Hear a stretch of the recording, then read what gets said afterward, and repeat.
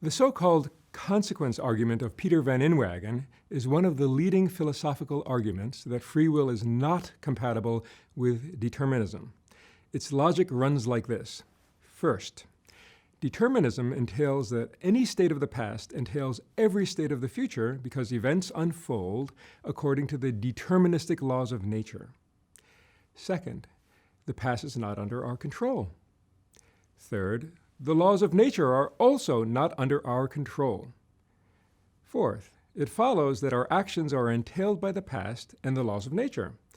And finally, fifth, this means that our actions are not under our control.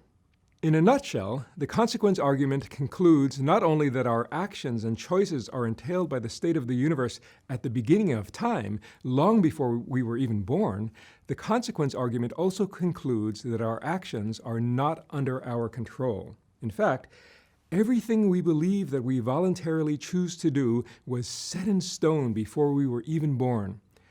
As we mentioned in an earlier segment, determinism effectively pictures the universe as a movie reel that exists with all of its events and happenings set in stone before we ever load the movie and hit play.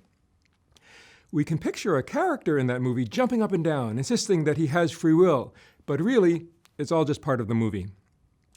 Some philosophers have tried to wriggle out of the consequence argument by arguing that we can in fact change the past, or change the laws of physics. I find the idea that I or anyone could actually change the past or the laws of physics to be preposterous.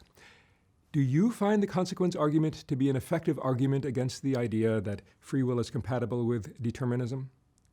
Personally, I am not worried about the consequence argument that free will cannot exist under determinism because I feel that the evidence is strong that our universe is indeterministic.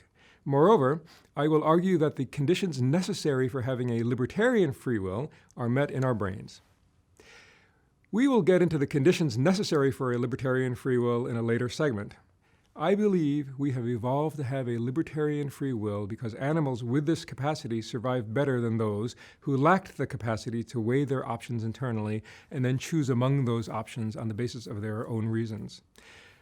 So in a sense, evolution gives us no choice about the matter. We did not choose to arrive in this universe with free will. We have, so to speak, no choice but to have free will. The question for us as volitional beings who shape our own futures with our current choices is, how do we want to apply this human capacity to volitionally shape the future to better our own future or the future of the world?